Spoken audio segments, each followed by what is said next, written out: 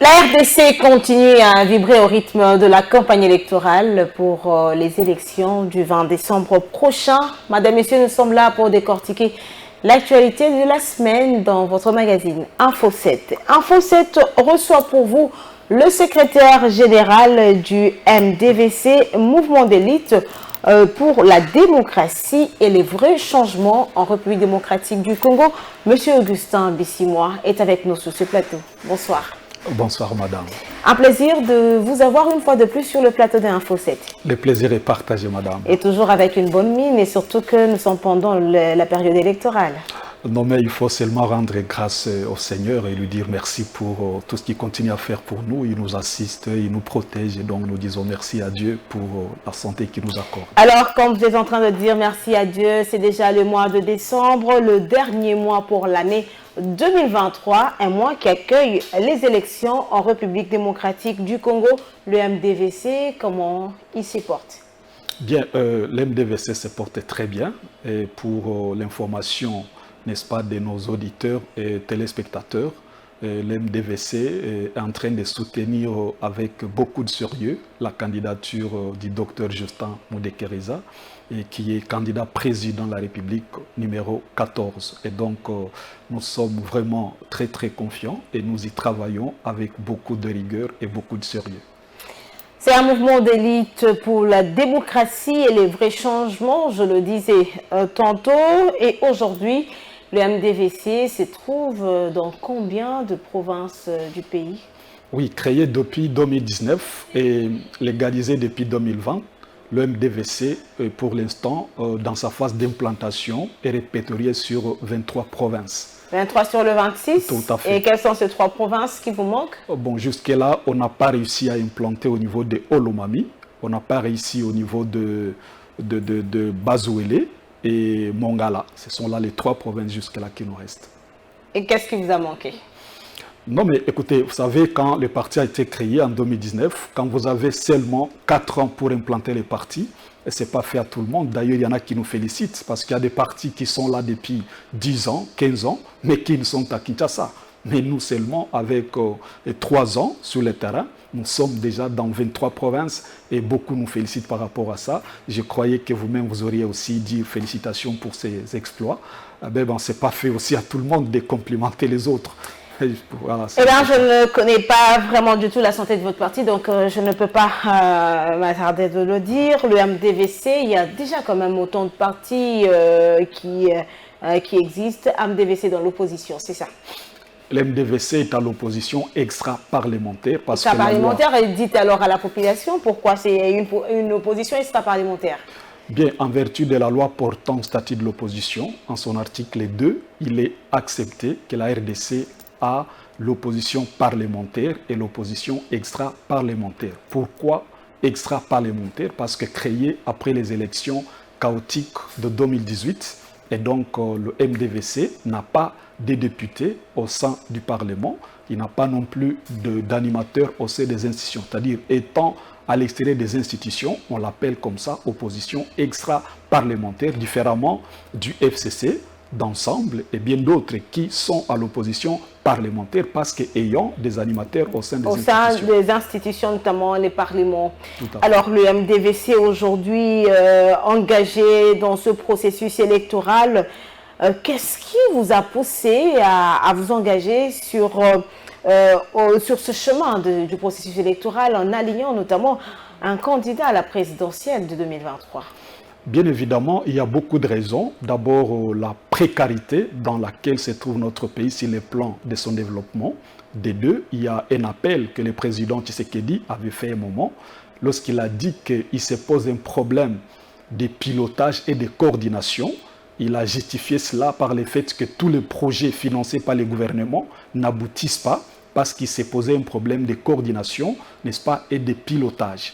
Et nous qui avons un docteur en gestion de projets, nous nous sommes sentis interpellés. Et là, le docteur Justin a dit, écoutez, avec ces diagnostics faits par les présidents publics, M. Félix Tshisekedi, il sent qu'il était la personne attitrée pour venir en tout cas sauver les meubles. Parce que, et vous pensez que c'est la personne qu'il faut pour sauver vraiment les meubles, comme vous êtes en train de le dire? Si nous croyons évidemment au président Tshisekedi qui a fait un diagnostic, parce que vous savez, beaucoup de gens ne le savent pas, la personne la mieux informée dans notre pays, c'est le premier citoyen. Le président de la République. Évidemment. Lorsqu'il vous dit qu'il se pose un problème sérieux de pilotage et de coordination, vous allez trouver cette matière, pas au niveau des bistouris, pas à l'hôpital, vous trouverez cette matière dans la gestion. C'est que l'information est bien reçue à la source. Bien évidemment, vous trouvez une information, vous trouvez cette question dans la gestion des projets, dont notre candidat est docteur en gestion des projets. Et donc, nous pensons que si nous voulons que les choses changent et que tous les projets financés puissent cette fois-ci réussir, en tout cas, il faut voter pour les docteurs. Vous pensez vraiment que ce discours-là va vraiment vous trouvez gain de cause dans les chefs de la population congolaise? C'est parce qu'il est docteur en gestion de projet qu'il doit mériter la confiance du peuple congolais, alors que nous avions vu plusieurs personnes qui se sont présentées avec un bagage intellectuel, avec autant de diplômes, mais qui ont fait preuve d'une mauvaise gestion. Par exemple? Il y en a autant que je ne peux pas quand même citer. Non, à titre d'exemple, madame. Non, mais quand même, vous connaissez qu'il y a des gens. L'émission a les caractères pédagogiques. Moi, j'aime faire une émission dans laquelle les téléspectateurs puissent encore quelque chose. Alors, si vous avez un cas, vous le citez, on va aller par rapport à ça. Non, mais vous êtes quand même conscient qu'il y a des gens qui ont plusieurs diplômes, à qui on a donné la gestion de ce pays et qui aujourd'hui nous appelons politiciens, mais qui n'ont pas fait preuve d'une bonne gestion. Est-ce que vous pensez que c'est vraiment un argument pour vous de dire que parce que, parce que votre président du parti est docteur en gestion de projet, c'est comme ça qu'il viendra vraiment développer les pays? Moi, je suis méthodologique. C'est-à-dire, ici, nous parlons du candidat président de la République. Oui, mais c'est la question que je suis en train de vous poser. J'en arrive. Est-ce que c'est parce qu'il a ce bagage-là, il est docteur en gestion de projet, que vous pensiez qu'il va relever le défi en RDC? J'en arrive. Allez-y, madame, vous avez la parole. Sur le plan méthodologique, nous avons parlé du candidat président. Nous avons dit d'un président de la République qui a dit qu'il s'est posé un problème de pilotage. C'est bon, nous sommes d'accord avec vous à ce niveau, mais répondez à ma question. Ma question vous êtes d'accord, c'est déjà bon. Oui, ma question est de savoir, c'est parce qu'il a ces bagages intellectuels, docteur en gestion de projet, qui va relever le défi de ce pays, la RDC? Si vous êtes d'accord avec moi, le débat est clos. Le débat est clos. Pourquoi on y revient alors que vous êtes d'accord avec moi? Non, mais ne tournez pas en rang, monsieur Gustave, Bissimois. Dites-nous, c'est ce bagage qui prouve vraiment à la RDC que c'est la personne qu'il faut pour la gestion du pays? Je voudrais vous dire une chose. Madame, les médecins nous suivent. Ils savent que pour soigner un malade, il faut procéder par ce qu'on appelle diagnostic. Et le diagnostic vous permet de comprendre les mots dont souffre le malade pour pouvoir, n'est-ce pas, lui administrer ce qu'on appelle la thérapie. Et lorsque le premier citoyen qui dirige le pays, pendant déjà 5 ans, il vous dit, de tous les temps que j'ai géré ce pays, j'ai constaté que tous les projets financés par les gouvernements ne marchaient pas parce qu'il s'est posé un problème de pilotage et de coordination. Et moi, je vous dis, ces matières-là, de coordination des projets, de pilotage des projets, relève très bien des gestions de projets dont mon candidat numéro 14... Vous revenez sur ce que vous aviez dit. Oui, je vais maintenant chuter. Oui, chuter alors en répondant à ma question. Et donc, je vais y arriver. Et donc, ça signifie que pour nous, madame, il est la personne attitrée. Et donc, vous avez dit qu'il y a des personnes qui ont des diplômes, mais qui n'ont pas, n'est-ce pas, fait quelque chose. Et je vous démontre que à la présidence, depuis la nuit des temps, nous n'avons jamais eu un docteur en gestion de projets au sommet de notre pays. Et donc, si nous allons dans ces débats-là, nous allons analyser les diplômes. Je ne parle pas de la présidence, mais je suis sur les compétences. Oui, je suis sur ça. Parce que c'est ce que la population veut savoir. Vous parlez de votre candidat qui est candidat président. Président de la République. Pourquoi on ne parlerait pas de la présidence alors que nous parlons d'un candidat président, madame? Je ne suis pas en train de parler d'un député ou d'un ministre, non. Oui, je ne parle pas d'un bourgmestre. Vous parlez de votre candidat. Je parle du candidat président de la République. Oui, vous n'avez pas assez de mots pour argumenter sur ce que vous êtes en train de dire. Alors dites-nous, le MDVC est là. Vous avez suivi, vous avez vu la gestion de ces pays pendant 5 ans par le président de la République, Félix-Antoine Tshisekedi. Quelle est votre analyse de ces 5 ans? Parce que les 5 ans sont en train de finir. Soit c'est moi qui n'ai pas des arguments, ou soit c'est vous qui avez du mal à me comprendre. C'est aussi un débat. C'est aussi un débat. Oui, c'est aussi un débat, mais je comprends bien. Vous répondez parce que vous revenez sur le même mot. Depuis qu'on a commencé, vous parlez sur ça, alors que ma question est en train d'évoluer. Oui, c'est pour dire que les arguments, ce n'est que ça que vous avez. Alors répondez à ma question, la gestion de Félix Tshisekedi, 5 ans. Allez-y. Bon, la gestion de Félix Tshisekedi, j'étais en train de le dire, et malheureusement, vous ne voulez pas que j'y revienne. Tshisekedi a fait déjà une évaluation. Dans sa gestion de 5 ans, ce n'est que là. Le 5 ans de Félix Tshisekedi, c'est juste la gestion de projet qui vous a intéressé? Est-ce que vous voulez que je parle ou vous avez aussi beaucoup à dire, madame? Allez-y. Je vous dis, le président Tshisekedi a fait lui-même une évaluation de son mandat. Sur le plan sécuritaire, voilà. il vous dit, si à la fin de mon mandat, je n'aurai pas fini la guerre qui se passe dans la partie est du pays, j'aurais considéré mon mandat comme ayant échoué. Ça, il a dit. Alors, quiconque voudrait y revenir cherche des grands problèmes avec le président Tshisekedi, parce que ce débat, il a clôturé. Si le plan économique, madame, notre économie est encore extravertie. Elle dépend de l'extérieur, jusqu'au niveau où le pouvoir d'achat du citoyen congolais, en tout cas, il est par terre. Jusqu'au niveau où, pour avoir du maïs, le gouvernement devrait aller acheter le maïs en Zambie, avec dans la délégation 9 ministres, parmi lesquels les docteurs en économie. Si le plan de l'éducation, à ce niveau-là, le président Tshisekedi a initié un programme ambitieux que nous saluons, la gratuité de l'enseignement. Une très bonne chose, mais que nous critiquons, et quand nous le critiquons, nous appelons ça gravité de l'enseignement. Et pourquoi vous le critiquez? Gravité de l'enseignement parce que, pour le moment, madame, je vais vous dire une chose, je suis enseignant. Dans le temps, l'enseignant devait avoir 50 élèves dans sa classe, avec de fortes probabilités de faire des allées dans sa classe, avec des possibilités d'avoir 3 élèves ou 2 sur les mêmes bancs. Et cela favorise ce qu'on appelle le contrôle. Mais maintenant, cet enseignant qui jadis avait 50 élèves se retrouve avec 150. C'est-à-dire son travail a triplé, mais son salaire est resté le même. Et là, vous voulez mettre en évidence la qualité de l'enseignement? Heureusement, vous avez compris. C'est là que je vous apprécie beaucoup, parce que vous comprenez rapidement les choses. Et donc, à ce stade-là, vous allez comprendre que sur le plan du rendement et de la qualité d'enseignement, ça pose problème. Cet enseignant-là, qui hier devrait poser 10 questions pour une interrogation, avec pondération 1 point par question, désormais, qu'est-ce qu'il fait? Il vous pose 2 questions seulement et il dit répondez par vrai ou faux. Et l'élève vous fait... plus facile. Ah oui, pour corriger rapidement. Et l'élève vous fait, bon, l'inde, tu fais des choses là, voilà, fico, c'est qu'on appelle ça, et il coche. Et quand on corrige par chance, là, on parle de chance. Vous vous rendez compte? Non, c'est ce qui s'est passé. Ah oui. Et aujourd'hui, vous avez des enfants qui montent des classes, mais qui en réalité n'ont rien dans la tête. Nous avons reçu les parents qui sont venus se plaindre auprès du Dr Justin ou de Kereza et qui lui ont donné un cahier de charges. Des parents?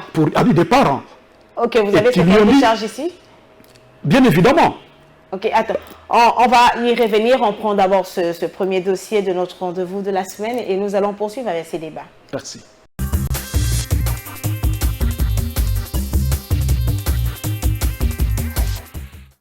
Mesdames et messieurs de la presse, bonsoir.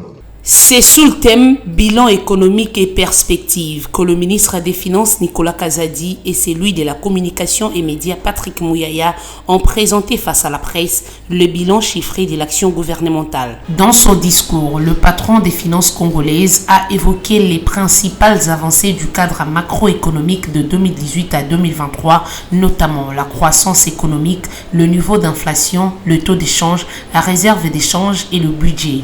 Le mot qu'il faut retenir, c'est la résilience. Notre économie a été résiliente Elle est partie d'un taux de croissance de 5,8% en 2018 à 4,4% en 2019. Pendant la crise Covid en 2020, la croissance est demeurée positive. Il n'y a pas eu plus de 3 pays en Afrique qui ont connu un taux de croissance positif en 2020. La RDC fait partie de ces 3 pays, avec 1,7% de croissance. Et à partir de 2021, la croissance est repartie de plus belle parce que nous avons connu successivement 6,2, 8,9 et 6, et aujourd'hui on projette 6,2 de croissance pour 2023. S'agissant de la dépression de la monnaie, le ministre des Finances rappelle que c'est une situation qui a affecté plusieurs pays dont la cause serait la pandémie Covid et la guerre russo-ukrainienne. Il rassure cependant que tout est sous contrôle des finances publiques. Je vous ai expliqué la tendance de fond. J'ai comparé le précédent mandat au mandat actuel. J'ai comparé les défis que nous avons aujourd'hui avec la crise Covid, avec la crise en Ukraine, par rapport à la situation antérieure. Eh bien, il y a des contextes qui peuvent expliquer des dépréciations comme celles qu'on a maintenant, parfois qui sont difficiles à maîtriser. Mais ce qu'il faut retenir, c'est que tout est fait pour contenir cette dépréciation. Regardez par exemple, des mesures ont été prises, on a relevé le taux d'intérêt, le taux directeur de la Banque centrale à 25%. La Banque centrale a relevé le taux directeur de la Banque centrale. Des décisions ont été prises sur la manipulation des espèces et la monnaie fiduciaire, la monnaie scripturale, justement pour mieux contrôler les liquidités. Le travail continue. Des réunions se font chaque jour qui passe pour, avec les banques, cerner tous les éléments qui peuvent conduire à cette dépréciation du taux de change. Nicolas Kazadi fait savoir que la pression fiscale est partie de 9,0% en 2018 pour une projection de 13,2% en 2024.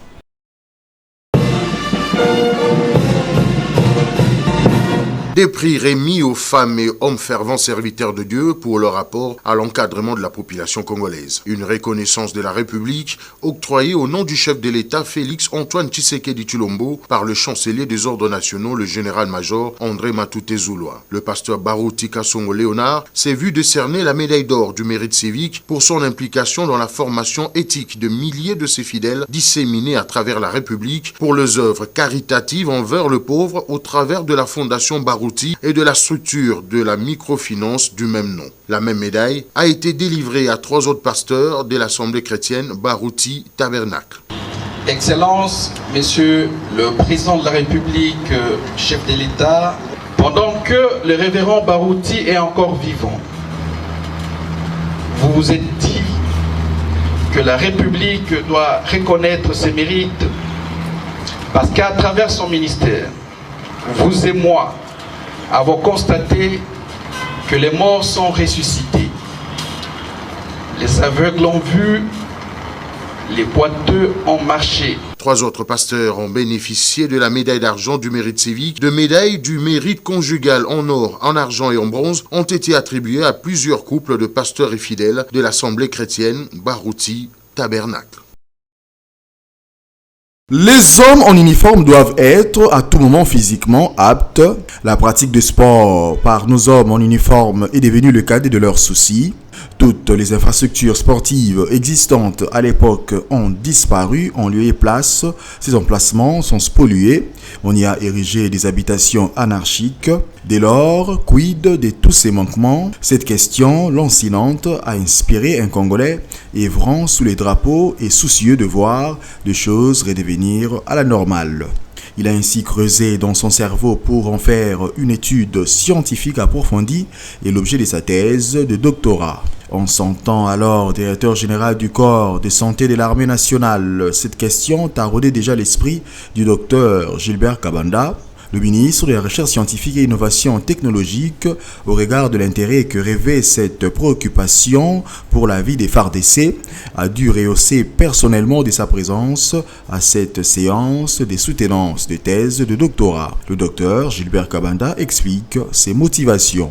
Juste un mot pour féliciter le lauréat du lot, qui qui s'est inscrit dans la droite ligne de ce que moi j'avais instauré comme politique quand j'étais encore chef du service de santé de l'armée, et ont constaté qu'un des piliers majeurs de l'armée, qu'on appelle la mise en condition du soldat, un élément majeur de la mise en condition s'appelle mise en condition physique. Les lauréats, les promoteurs a d'ailleurs abondé dans le même sens que le ministre Kabanda. Pour les désormais docteurs en médecine physique, cette étude apporte enfin la solution aux problèmes liés au conditionnement des militaires. J'ai senti que du point de vue conditionnement plutôt physique, notre armée pour le moment a baissé la cote. La raison pour laquelle nous avons avancé des pistes de solutions. Pour faire la guerre, il faut avoir cette condition physique-là. Le professeur Dr Nikez Kiana a par ailleurs demandé à la haute hiérarchie de l'armée à prendre à bras le corps les résolutions afin de formater les militaires des FARDC.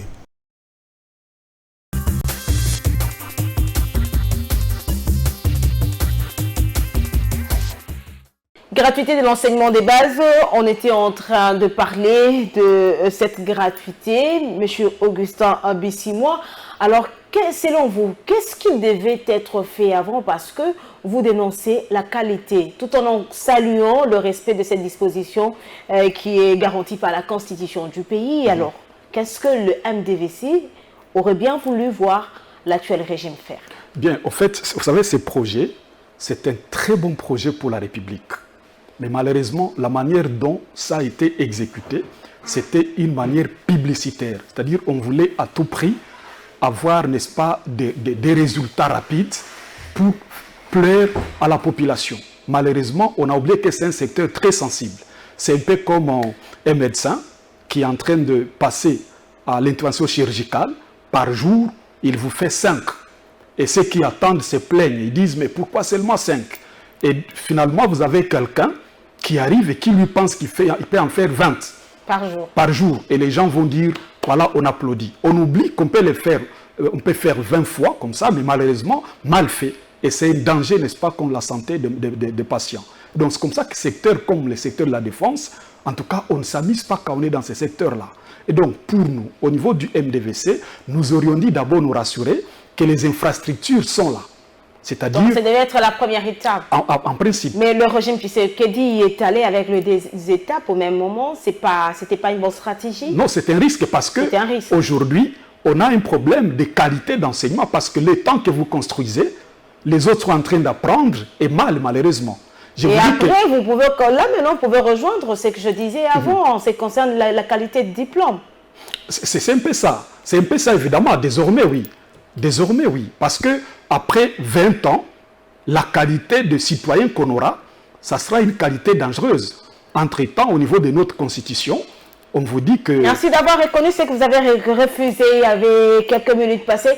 Alors, que dire aujourd'hui de ces personnes qui applaudissent, qui saluent la gratuité de l'enseignement là? Non, mais je vous dis que, vous savez, la Bible vous dit ceci, hein, que le peuple, n'est-ce pas, par manque d'ignorance, de connaissance. Et là, nous sommes au niveau où les gens applaudissent parce que ses parents pensent qu'on a allégé sa tâche. Mais ses parents ne se rendent pas compte que son enfant est bourrique. Parce que plus il monte de classe sans connaissance, plus cet enfant sera un danger à la République. Vous savez, lorsqu'on parle de la coopération bilatérale et multilatérale, il s'agit là de deux camps. Le camp d'un pays X et d'un pays Y qui discutent les accords. Celui qui pourra réussir et gagner, c'est celui qui aura compris les termes des clauses. Et comprendre les termes des clauses signifie avoir fait de bonnes études, madame. Et c'est là que nous disons que le pays est en danger après 30 ans.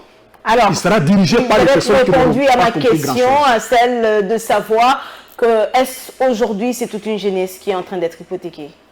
Bien évidemment. Que la jeunesse est l'avenir de demain. Oui, c'est un danger pour la République, madame. Je sais de quoi je parle parce que je vous ai dit que si le plan de coopération, il se pose en tout cas dans ce qu'on appelle rapport de force.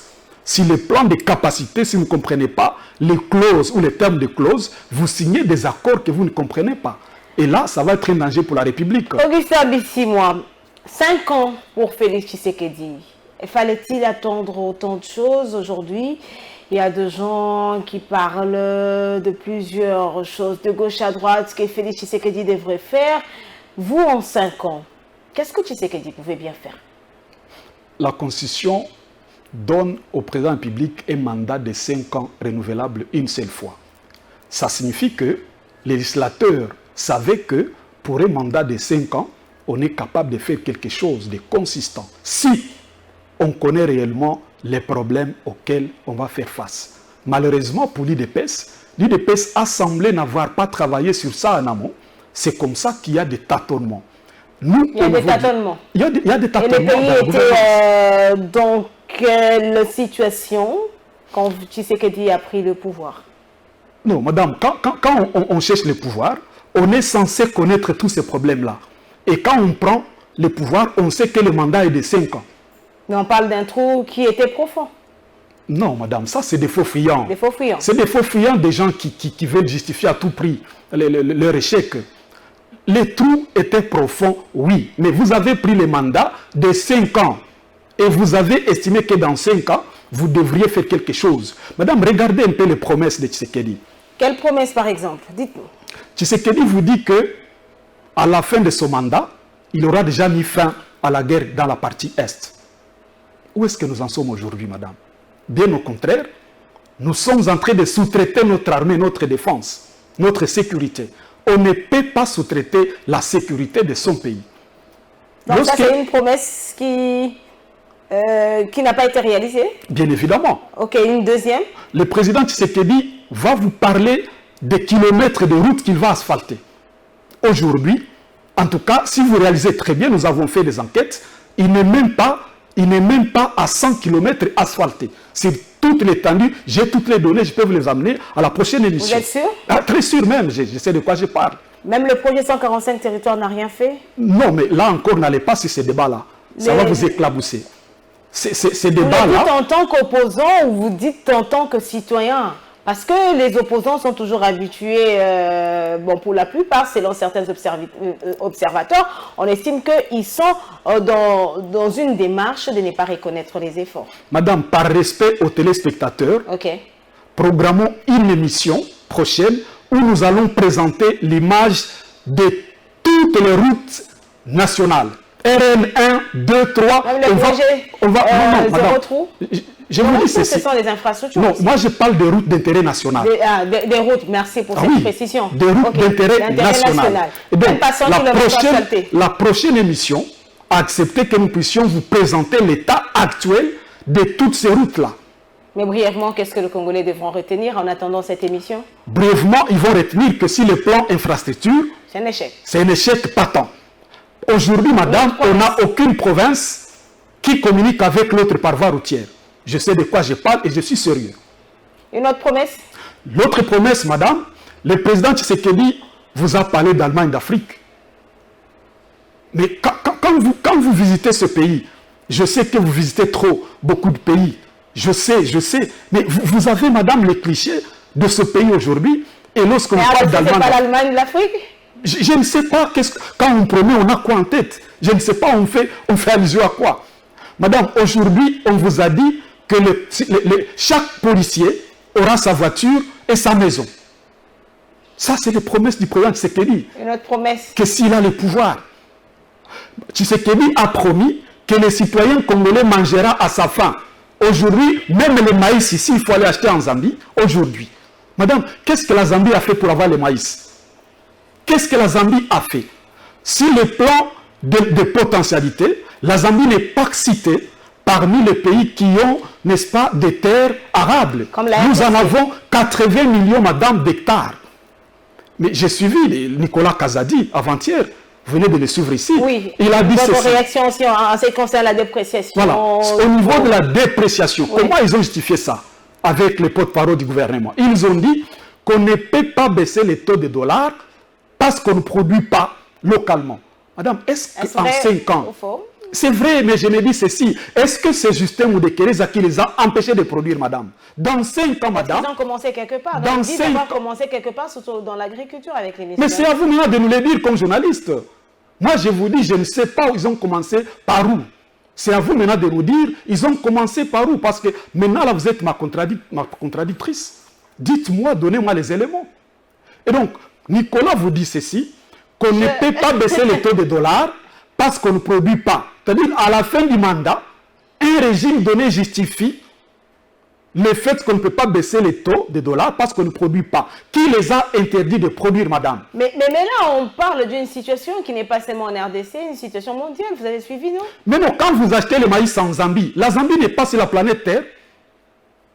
La Zambie n'est-elle pas sur la planète Terre? Mais la Zambie a quand même commencé quelque part. Ils n'ont pas commencé les 5 dernières années. Non, qui vous dit qu'on a commencé? Qui vous dit qu'on a commencé dans 5 dernières années ici? Qui vous dit ça? Tshisekedi est venu il y a 5 ans, parce que la RDC ne produisait pas tout. Non, c'est ce qu'on appelle la mauvaise connaissance des affaires de l'État. Alors, si le plan étatique, excusez, si le plan étatique, il y a ce qu'on appelle la continuité de l'État. C'est-à-dire on ne peut pas dire qu'on arrive, on vient de commencer. Non, ça c'est faux. Sinon, ne me dites pas que quand vous arrivez, vous trouvez qu'il n'y a même pas un seul militaire. Vous trouvez qu'il n'y a même pas un seul avion de chasse. Vous trouvez qu'il n'y a même pas... Non, madame, qu'est-ce qu'on me raconte? D'ailleurs, le peuple... Je me dis sincèrement, si vous avez un pouvoir comme ça, des dirigeants pareils, c'est un danger, en tout cas pour la République. Dans le régime Tshisekedi est un danger pour la République. Vous l'avez dit, je ne vous ai pas forcé de le dire. Mais je me dis sincèrement, je me dis ça ne vient pas de moi, mais je prends. C'est ce que je dis, je ne vous ai pas forcé de le dire parce que je vous reconnais intelligente.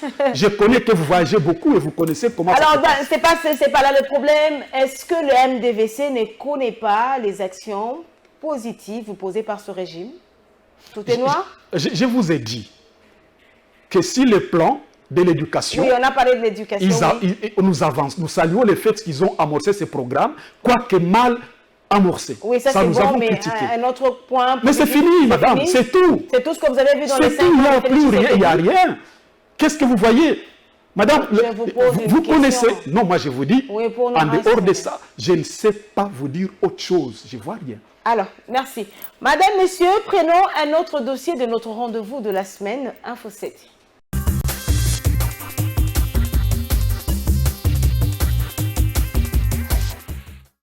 Après 3 cycles électoraux, celui de 2006, 2011 et 2018, notre pays peine à se relever et à se placer sur le chemin de la stabilité et du développement. Les élections sont un des piliers de la démocratie et constituent le socle de la stabilité et les leviers du développement d'une nation. Étant un moment de consultation populaire qui donne aux citoyens le pouvoir de se prononcer sur le choix des candidats selon leur programme proposé et celui de sanctionner positivement ou négativement le mode de gestion de la cité. À ce 4e cycle électoral, il s'avère nécessaire de sensibiliser la population sur l'importance du voie judiciaire en âme et conscience sur son impact sur la responsabilité publique des gouvernants.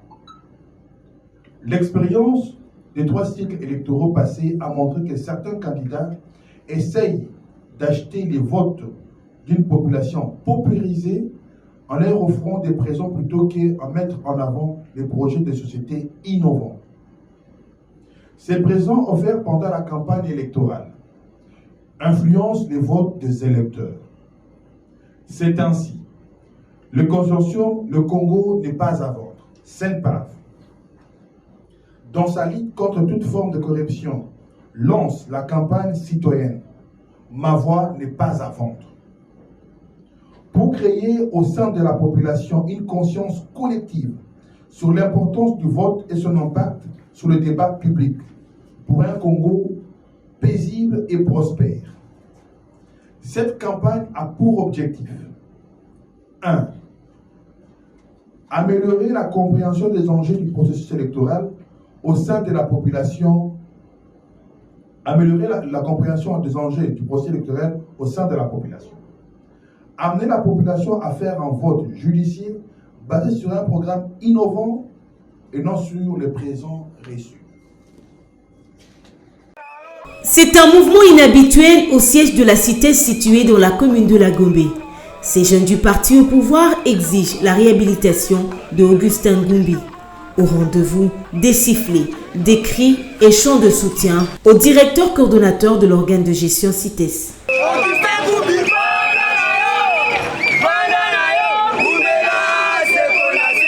C'est pour réclamer tout simplement la réhabilitation du coordonnateur national Augustin Ngumbi Amouri, qui a été déchu par l'arrêt qui a été pris par Madame le ministre de l'Environnement, F. Bazaïba. Cet arrêté a été cassé par un arrêt du Conseil d'État qui a été rendu le 11 novembre dernier, rétablissant Augustin Ngumbi dans ses fonctions.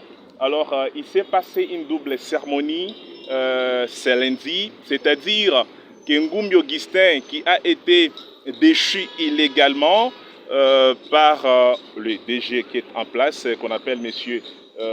Yves Milan, il avait également appelé une équipe pour la remise et reprise, et du coup, ça a coïncidé avec une délégation du Conseil d'État qui est passée en séjour pour réhabiliter M. Augustin Amouri Ngumbi dans ses fonctions. Dans la foulée, ce communicateur de l'Union pour la démocratie et les progrès sociaux a fait savoir que le professeur Augustin Ngumbi a fait preuve d'une bonne gestion. Il fait partie de la crème intellectuelle de l'UDPS. La CITES, c'est comme l'inspection générale des finances. La gestion d'Augustin Ngumbi a rayonné l'image de la CITES sur l'échiquier international. On parle de la RDC à la 77e session du comité permanent de la CITES comme un pays modèle en marque, un pays modèle en numérique. On parle de la RDC comme un pays qui a su maîtriser un certain nombre de normes en ce qui concerne la CITES. Augustin Ngumbi et son équipe, ils se battent bec et ongle pour retirer le pays qui est sur la liste noire des pays en ce qui concerne la biodiversité depuis 2013. Ces jeunes en colère, habillés aux couleurs de Félix-Antoine Tshisekedi, candidat numéro 20 pour la présidentielle de 2023, espèrent que le directeur général de l'Institut congolais pour la conservation de la nature, Yves Milan, reviendra sur sa décision en redonnant à Augustin Ngumbi son fauteuil. Une décision qui, selon eux, va répondre au principe d'un état de droit, souhaité par le président de la République, Félix-Antoine Tshisekedi. UDPS, viva! Viva! UDPS, viva! Viva! Viva! Viva! Il est resté égal à lui-même l'incontournable Willy Pelenda, véritable homme social de la Lukunga et de Ngaliema. C'est dimanche 26 novembre 2023, Willy Pelenda est allé réamer sa base de pompage, City Retro et de Malueka en leur parlant de soutien à sa candidature. Bana Ngaliema, Bana Lukunga, boko voté Willy Pelenda na numéro 419 na national. Bana nyonso ya Ngaliema boko voté Pelenda na numéro 161. Willy Pelenda n'est pas resté indifférent face aux préoccupations de sa base en cette législature finissante. Nasali misala mingi na district ya Lukunga na 5 ans oyo. Nasali musala ngamuko. Kisolokele dira 20 ans bazala na maite. Isola bazaba témoin na zongisa mai na Kisolokele. Na Kisolokele na tia 2 cabines ya courant. Na nzela ya singa na tia mai. Na kunda bibemba modèle na modèle. Na tia cabine musa courant na chika panase na église ya Sebeko Lukunga. École liloba na tongi ba toilette moderne boke notala boko sepela pona bana na bino. Le couple Willy Pelenda n'est pas allé même réduit. Sur place, ils ont distribué des pannes à toutes les mamans. C'est la joie du côté des bénéficiaires. Papa Willy Pelenda matembele simanda kwa ntuka pona kosunga asunga kapenza pona ba mama za pona ba mama biso pe tokotika yete tozana simana ye en tout cas nzamba pambola papa apesi biso ba numéro toko voter kaka ye na koki jamais ko changer tangu nazolata elamba nasomona image ya papa esengo nazona ngo matembele simanda kwa pesi biso liputa vale o député moko te atrel ko pesa yango papa sosi Maman Nangai, Azana Pache, Nalobanine, on votait plein de bonnes on votait plein. Ces échanges vont se poursuivre à travers tous les coins et recoins de Ngaliema.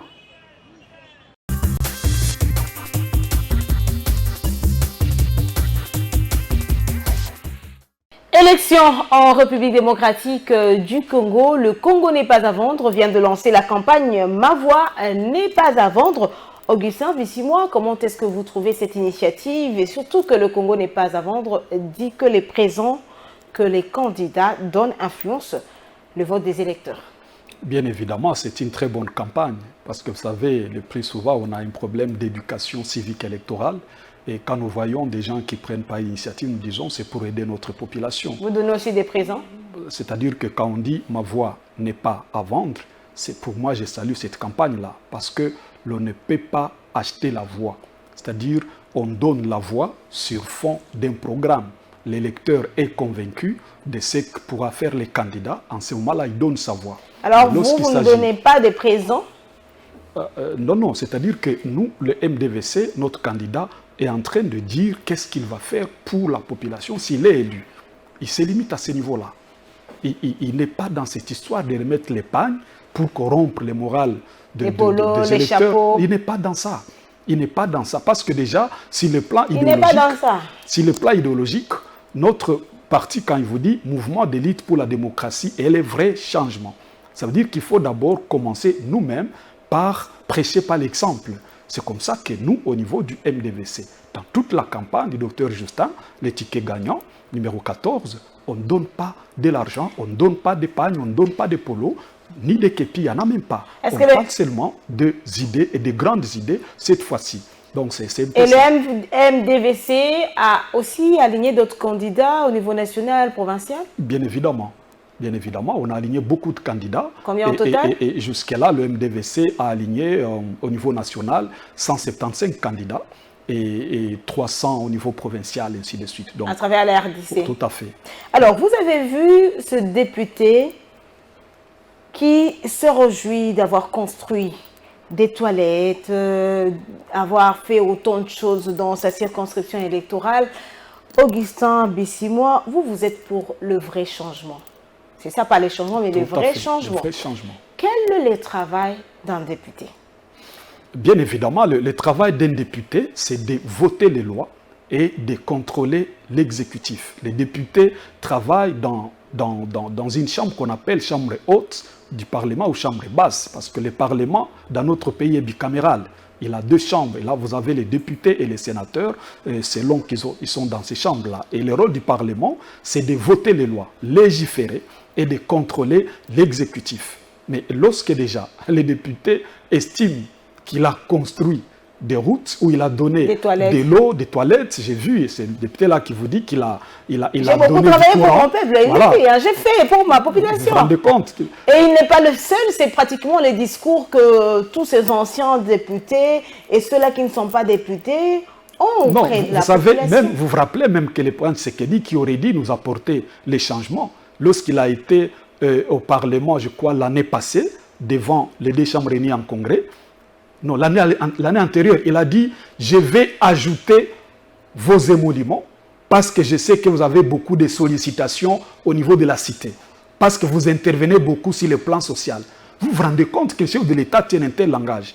Ça signifie que lui-même ne comprend pas le rôle d'un député, malheureusement. Et donc, c'est lui qui était censé, n'est-ce pas, montrer les chemins à suivre, lui-même embarque les gens dans ce sens-là. Et donc, ça signifie qu'aujourd'hui, les députés, j'ai vu dans beaucoup de circonscriptions où même un député vous dit il a construit les stades. Un député vous dit il a réhabilité, c'est pas moi quoi, il a construit des écoles. Et donc, au fait, ça s'appelle constat de l'absence de l'autorité de l'État. Mais ça, je sais que vous n'aimerez pas. Je sais que vous n'aimerez pas que je dise ça. Mais au fait, lorsque le député... Vous êtes libre de parler, Congo n'appartient à personne, c'est une église au milieu du village. C'est une très bonne chose. Oui. Et donc, je me dis, à ce niveau-là... Ça n'appartient pas aux politiciens, en tout cas. C'est une très bonne chose. Vous pouvez bien parler, merci mais sans tomber dans les dérapages. Non, ça, je ne fais pas. Ça, voilà. Je fais pas. Je suis éduqué, discipliné, et je respecte mes valeurs. Merci. Je suis dans un parti politique dont le docteur Justin lui-même, c'est un homme de valeurs. Ça, vous ne me verrez pas. Et donc, je disais tantôt ici que lorsque le député lui-même arrive, n'est-ce pas, à ne pas connaître ce qu'il est appelé à faire, c'est déjà un dérapage et c'est dangereux. Et tout ça, j'ai vu les députés dans certaines circonscriptions qui vous disent qu'ils ont construit, ils ont fait ça. Au fait, je disais qu'il s'agit là de la constatation de l'absence de l'autorité de l'État. lorsqu'il vous dit qu'il a donné du courant à la population. Est-ce que c'est à lui de le faire? C'est pas à lui de le faire. Mais il constate quand même que la population est dans le noir. Il constate en réalité que celui qui était censé le faire ne l'a pas fait. Vous allez un peu suivre, est-ce que je peux finir l'idée? Allez-y. Vous allez suivre tous les candidats, députés nationaux et provinciaux de l'Union sacrée. Qu'est-ce qu'ils disent? Ils disent les choses doivent changer. C'est ça la campagne de tous les nouveaux candidats. Ils viennent prêcher les changements aussi, alors qu'ils soutiennent un président qui est fin mandat. Et pour eux, c'est maintenant que ça doit changer. Vous vous rendez compte qu'ils sont aussi dans la soif d'avoir attendu longtemps les changements qui n'est pas venu. Et donc, ça signifie qu'à ce stade-là... Vous pensez que c'est ça le message qu'ils veulent donner? Mais je vous dis, c'est ça le message. C'est ça le message. Pour eux, il faut que les choses changent. Et donc, ça signifie qu'ils constatent, comme nous, de l'opposition, que ça n'a pas changé. Et d'ailleurs, ils ont raison. Parce que si le plan social, le petit citoyen n'arrive pas à s'en sortir, madame. Alors, la boîte de tomates qu'on a achetée hier à 300 francs, on est en train de les négocier maintenant à 800 francs, 1000 francs congolais. Vous vous rendez compte? Un pain acheté hier à 100 francs. Oui, c'est vraiment extrêmement grave. Les petits citoyens ne se retrouvent pas. Et tout l'argent est réparti entre les gros poissons au niveau de la classe politique. Et c'est ce qui dérange d'ailleurs le docteur Justin Modekereza, on va en arriver par rapport à son projet. Vous avez des preuves quand vous dites que tout l'argent est réparti entre le gros poisson? Oui, j'ai des preuves. J'ai des preuves parce que les projets ou les programmes de notre candidat, Ticket Gagnant, les marteaux, qu'on appelle marteau désormais, son programme est basé sur ça. C'est vous qui l'appelez marteau? J'ai dit que c'est lui qu'on appelle désormais les marteaux. Oui, c'est ça que j'ai suivi ça d'ailleurs. J'ai suivi ça d'ailleurs sur votre chaîne, que les citoyens commencent à l'appeler comme ça. J'ai suivi ça également sur Est-ce que Gaël, tu as cette information? Ou c'est parce que Gaël Dipro, vous avez cette information qu'on l'appelle le marteau? Et il a accepté, heureusement. Donc voilà un peu ça. C'est ça. Donc c'est un peu ça. Mais est-ce que vous pensez que ce n'est pas aussi la population qui pousse ces élus-là à commencer à faire des gestes comme ça? Bien évidemment. Bien évidemment, qu'est-ce que vous voulez? La population a attendu longtemps qu'elle ait de l'énergie électrique. La population ne l'a pas eu. Et quand vous trouvez un député qui vous amène des câbles électriques, mais qu'est-ce que vous faites? La population accepte. Vous trouvez la population qui, depuis un temps, n'a pas mangé, ça fait 48 heures. Plutôt 2 jours qu'il n'a pas mangé. Mais vous trouvez un député qui vient avec le losso. Mais cette maman va applaudir.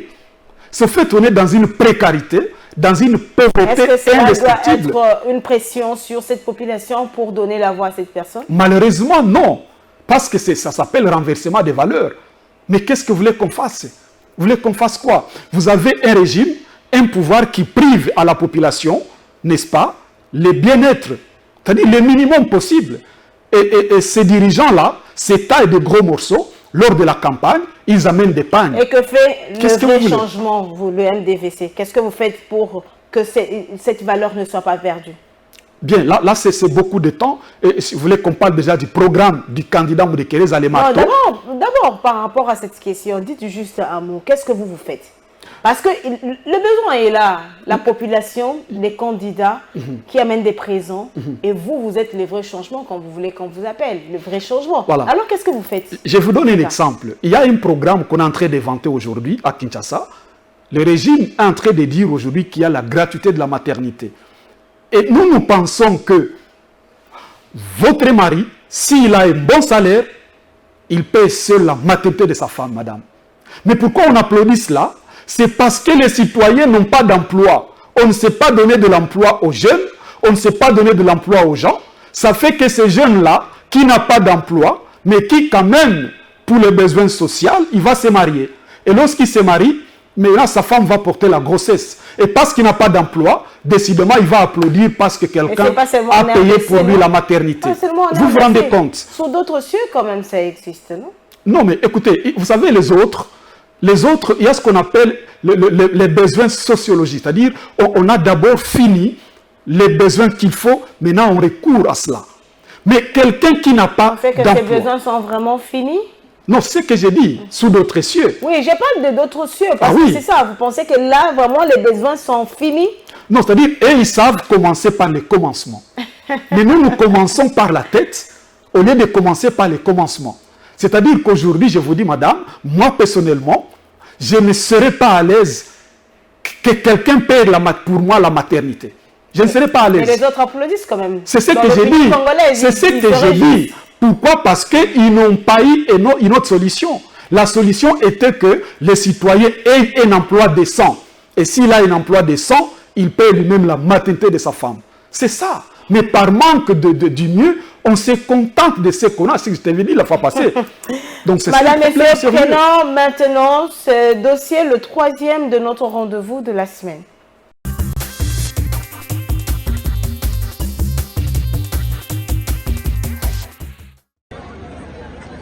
Kasi tozala na bokeli mpe tozala na bokeli soko tomoni motango ya bakandida elakisi polele te na ekolo ya biso Congo. Le seul métier qui compte, c'est le métier du politicien. Ce qui est une aberration énorme. On ne peut pas construire un pays rien qu'avec des politiciens. Au centre de la pointe à l'école. Bon, en tant que campagne électorale de Syrie et Bandi, tout dit n'a eu nos certitudes de fait ma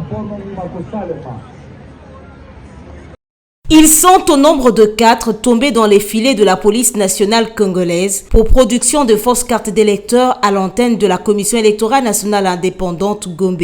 Il s'agit des Papiniati qui exerçaient en tant qu'agent temporaire de la centrale électorale. Il avait pour complices 3 policiers, le brigadier chef Zuzi Kinzunga Djoli, Séraphin Mwanda et Gloire Mbala. Papiniati Polo, informaticien de son état, a réussi à mettre en place un réseau de fausseurs qui exerçaient par ses soins pour parvenir à leur fin. Il en produisait autant que possible à sa résidence située au numéro 30 sur l'avenue Kipemba, quartier 3, dans la commune de Ndjili. Le mode opératoire de ces inciviques se présente de la manière suivante. Les 3 policiers agissaient en qualité d'intermédiaires chargés de trouver des demandeurs de nouvelles cartes d'électeurs ou des duplicata. Une fois arrivés sur place pour soit solliciter un duplicata de carte d'électeur, soit des personnes non enrôlées lors de l'opération d'identification et d'enrôlement des électeurs souhaitant en obtenir une, le policier précité prenait en charge la requête du demandeur. Sur les sommes d'argent exigées à leurs victimes, Papiniati, le cerveau de la bande, percevait 10 000 francs congolais. Aussitôt la demande enregistrée via certains individus composant ce réseau, y compris quelques agents de la police dans le coup, Papiniati livrait le lendemain la fausse carte au sein même des installations de l'antenne,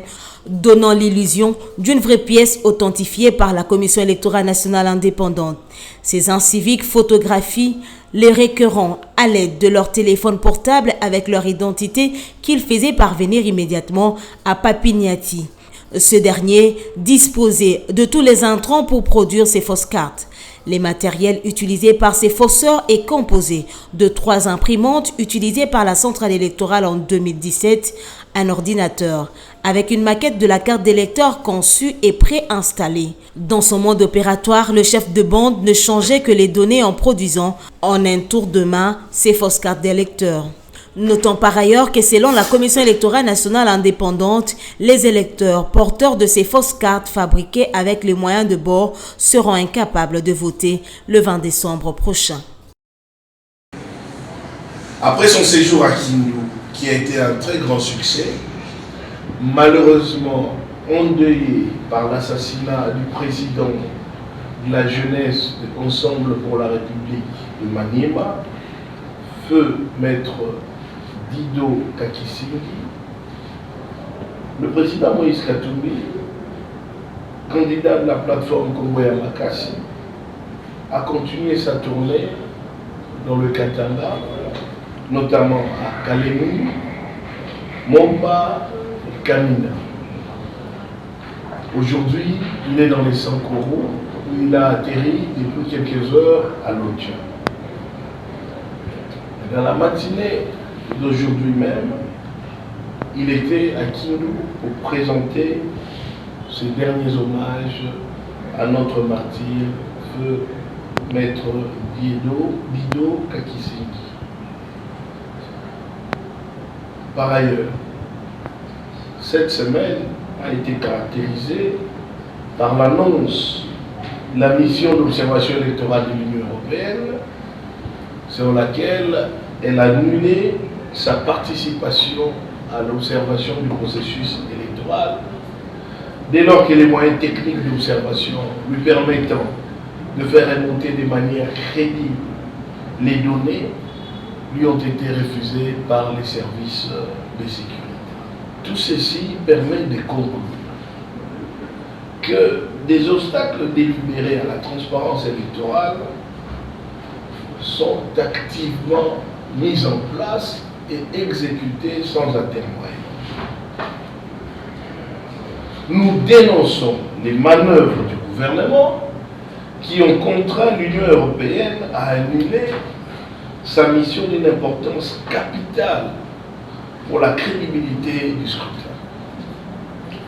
Les entraves mises en place par les services de sécurité visant à empêcher la mission de disposer du matériel indispensable à la conduite des élections, de l'observation des élections à travers les pays, nous appelons les autorités européennes à revoir leurs décisions afin de ne pas exposer la RDC à un chaos électoral aux conséquences incalculables.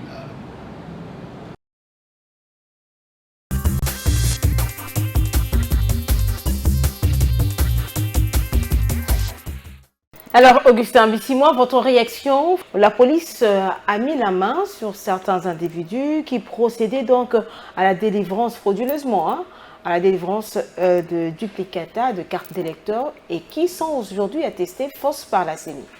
Bon, de prime abord, il faut saluer d'abord la qualité ou le travail fait par la police, parce que vous savez, lorsque la police arrive à démanteler les fossoyeurs comme ça, pour nous c'est une très bonne chose parce qu'elle fait très bien son travail et il faut saluer cela. Mais cependant, il faut aussi constater une certaine légèreté dans les chefs de la CENI, c'est-à-dire ces agents recrutés, au fait c'est des agents qui ne sont pas disciplinés, qui ne comprennent pas en réalité et qui peuvent mettre le pays en danger comme ça. Et c'est dangereux, c'est comme ça que nous disons au niveau du MDVC qu'il se pose un problème d'hommes. Vous vous rendez compte, on vous recrute comme agent, mais décidément, vous commencez à perturber les choses dans ce sens-là. Déjà, on vous dit que ces citoyens qui ont reçu ces cartes ne vont pas voter. Ils ne vont pas voter, oui. C'est déjà un problème sérieux. Et tout ça, ça va nous amener au niveau de contester les fichiers électoraux. Parce que ça va corrompre déjà les fichiers. Il y a même des gens qui ne s'étaient pas fait enrôler, mais qui sont rentrés pour cette opération, qui ont eu de main de ces personnes des cartes d'électeurs. Oui, là, j'ai documenté sur la question. Il y a différentes catégories. Vous avez ceux-là qui ont perdu leurs cartes. Qui ont besoin de duplicata. Des duplicata. Mais lorsqu'ils arrivent au niveau de la commune pour avoir le duplicata, ils trouvent que c'est payant. D'abord, vous prenez au moins 48 ou 72 heures, entrer de venir et rentrer, sans accéder à la carte parce qu'il y a toute une ribambelle de personnes, de requérants. Et du coup, quand vous trouvez des endroits comme ça où quelqu'un vous livre ça, à moindre coût et facilement, vous cédez à ces caprices-là. Donc, si on vous a bien suivi avec cette population qui est en train de nous suivre, il y a un danger du fait que les personnes, les Congolais qui partent pour avoir des duplicata n'ont pas l'accès facile. Tout à fait. Et nous avons conseillé parce que le MDVC est, je crois, le seul parti de l'opposition qui fait des propositions concrètes. Et qu'est-ce que vous avez proposé? Nous avons demandé à la CENI de pouvoir multiplier les bureaux de livraison de duplicata. Au lieu d'en avoir un seul. Seulement à la commune, à la comme commune, oui. Ah, donc si on suit bien, parce que la CENI a fait un communiqué dans ce sens, pour dire qu'il y a d'autres bureaux qui sont ouverts au-delà de la commune. Donc ça vient de vous. Ça venait de nous. C'est nous qui avons écrit ça à la CENI et le président de la CENI en était très content. Et donc, nous pensons que si... Lors de concertation, parti politique et... Non, nous avons écrit des correspondances, okay. oui, parce que nous faisons ça à chaque fois. Et c'est seulement à la présidence où on ne réagit pas parce qu'on n'a pas pris le temps de lire. Et là, nous avons toute une ribambelle de documents qu'on a à la présidence de la République. De la République, parce qu'on n'a pas le temps de lire. Le président est tout le temps dans l'avion. Est-ce que vous êtes sûr que le document arrive sur la table du président, au lieu de dire que le président est tout le temps parti? Non, ce n'est pas de notre faute. Nous écrivons au président. À la réception, on a 15 réceptions, on dit que c'est arrivé, ce n'est pas à nous maintenant de savoir les circuits, nous ne sommes pas là pour organiser son administration, ce n'est pas à nous en fait. Si ça n'arrive pas chez lui, ça s'appelle faiblesse sur le plan organisationnel, et ce n'est pas à nous de venir organiser ça, nous allons organiser ça en 2024, dès que nous serons au pouvoir. Donc voilà un peu ce que je disais madame, si la CENI aurait appliqué, n'est-ce pas, notre recommandation, on n'aurait pas eu de problème pareil à ce niveau ici. Parce que même, on vous dit, nous avons fait des tournées partout à l'Est.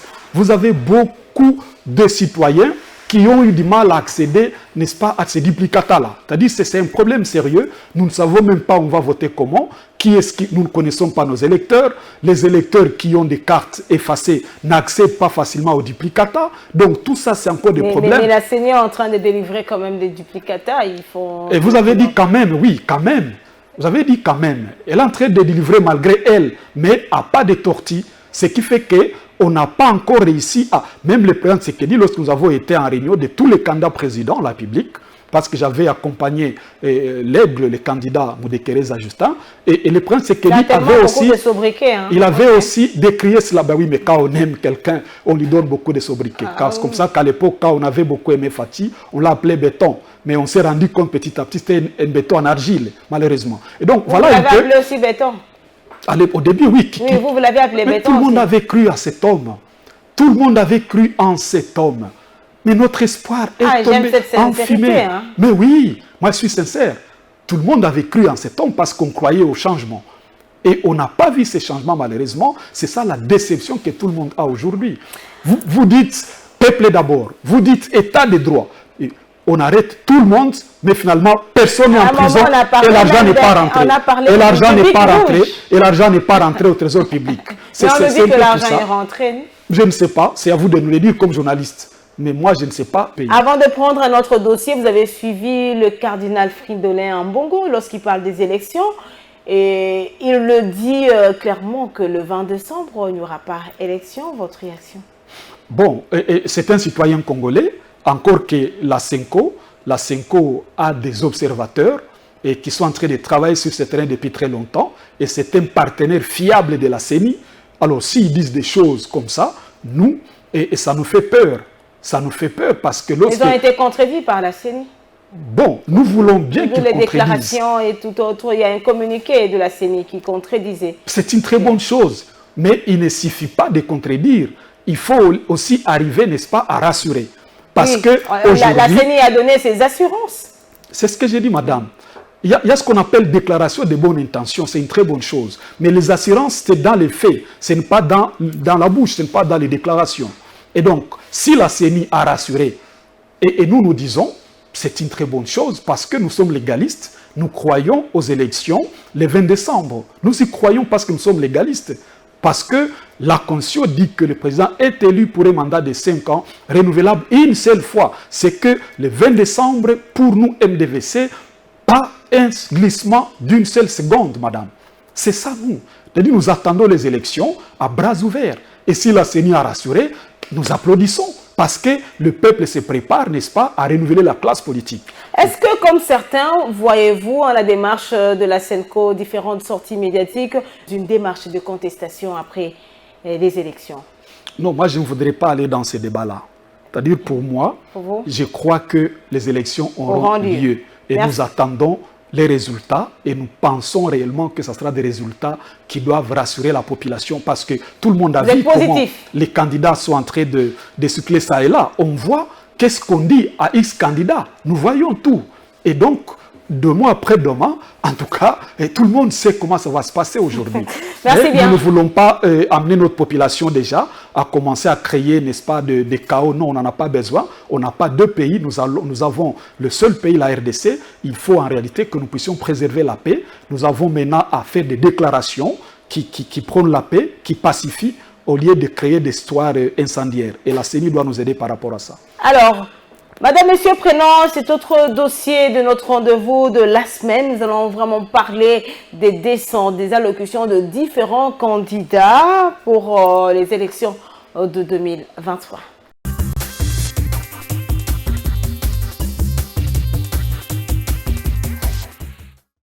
Mokolo, il y a le 20 décembre, Motoa Pikala Nanda Kote.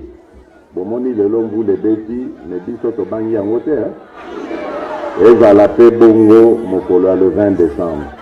On a lobi na bino banguna ya Congo ba telemi bazali ko s'activer makasi po ba bebisa likambo yo ba congolais balingi basala le 20 décembre. Et sengeli to telemi la bango. Bango ba mesana ko banga peuple. Bakosaka biso neti siko bazokosa biso bazape na bakandidat na bango kati na biso ba 26 candidats.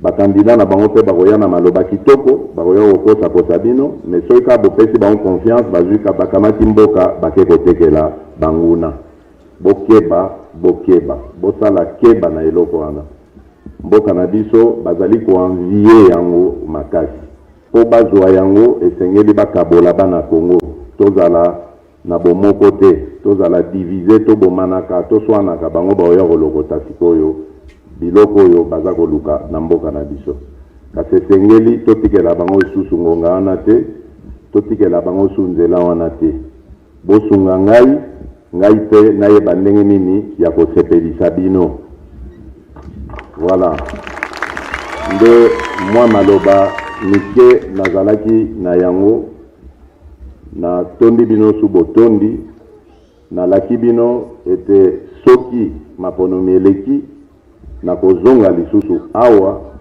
pona pesa merci na papa pona benediction apesi ngai nzela afongoleli ngai pona pesa bino pe merci pona bavoi oyo bokopesa ngai nkolo apambola bino kimbangisme oye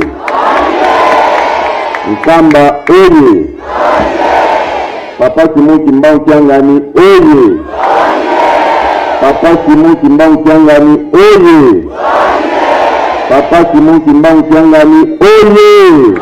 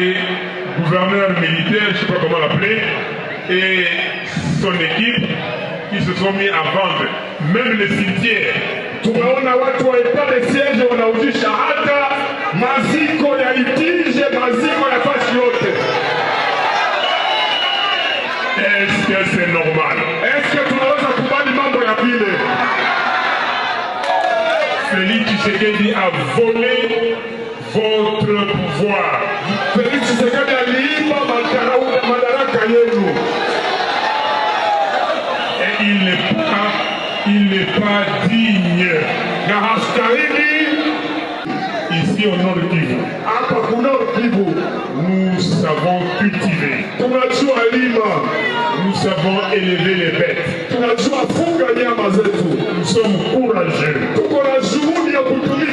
nous sommes travailleurs, nous ne voulons pas une autre chose que la paix, la sécurité.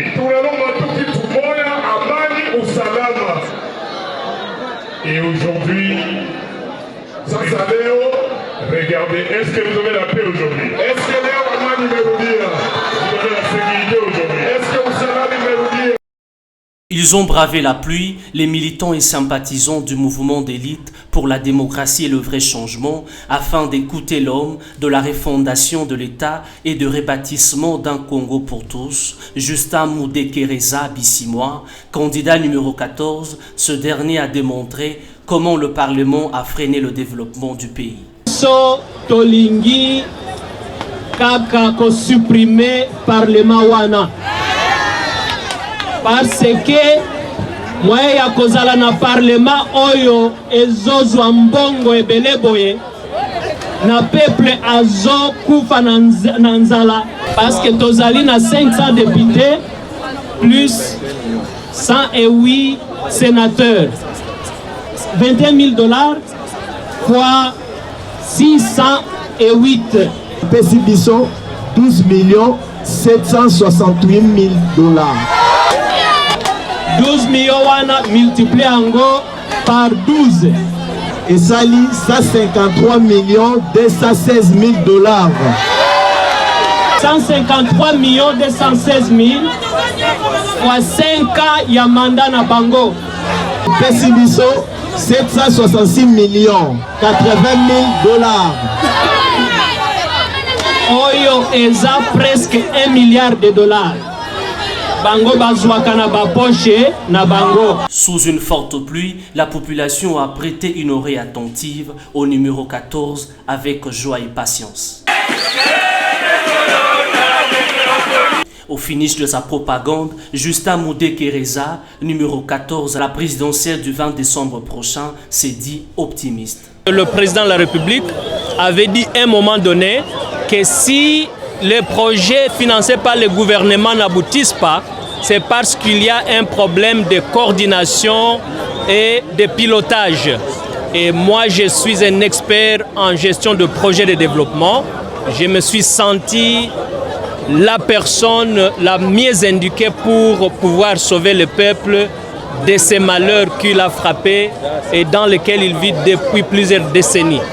Et le message au peuple congolais, c'est que le candidat numéro 14 est le marteau pour détruire les systèmes oligarchiques, les systèmes coloniaux. À cette même occasion, Justin Moudekereza a aussi présenté les candidats députés nationaux et provinciaux du AMDVC, notamment Kinda Mbayo, candidat numéro 535 à la députation nationale et 243 à la députation provinciale.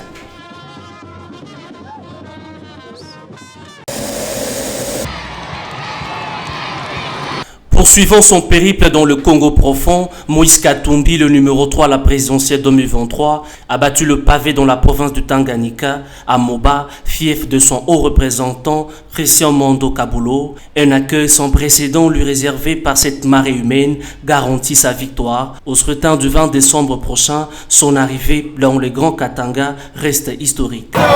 Numéro 3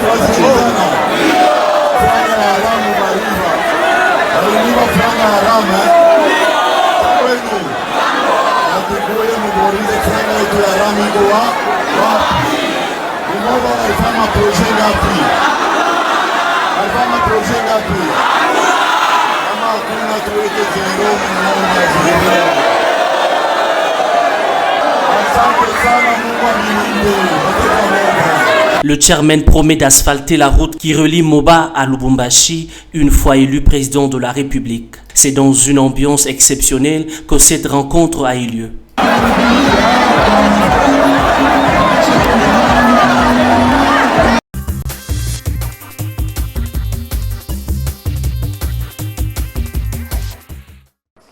Alors, comment est-ce que le MDVC a accueilli cette nouvelle, le retrait des observateurs de l'Union européenne? Bon, avec beaucoup de peine, parce que franchement, on a besoin de partenaires bi- et multilatéraux. Et lorsque nos partenaires commencent à nous fuir parce qu'estimant que nous faisons très mal les choses, c'est une très mauvaise image de notre pays qui est vendue à l'extérieur du pays. Parce que l'Union européenne compte à son sein plus de 26 pays, plus de 26 États. Et lorsque vous avez 26 États qui estiment que vous faites très mal les choses, c'est une très mauvaise image sur le plan diplomatique et ce n'est pas bon pour notre pays. Bon, il est vrai qu'il y en a qui estiment que nous sommes indépendants, nous sommes souverains. Je suis bien d'accord avec eux sur ce plan-là. Mais je me dis, le fait qu'on soit indépendant ne peut pas nous amener à vivre à vase clos. C'est-à-dire, nous ne pouvons pas rester en autarcie. Nous avons besoin des autres. C'est comme ça qu'il y a d'ailleurs la mission de l'Union européenne dans notre pays depuis longtemps, sur le plan diplomatique, parce que nous sommes avec eux depuis longtemps dans un partenariat traditionnel. Et donc, alors, comment répondez-vous à ceux qui estiment qu'ils se sont retirés parce que ils avaient une démarche un peu louche? Bon. Ou un agenda caché, voilà. C'est à eux de pouvoir le prouver. Parce que nous sommes en train de... En fait, il ne faut pas qu'on confonde la chose. Nous sommes en train de parler de la République démocratique du Congo en tant qu'un État. Voyez-vous, pas en tant qu'une boutique. En tant qu'un État qui est appelé à rester, n'est-ce pas, sur l'échiquier international dans une bonne coopération multilatérale.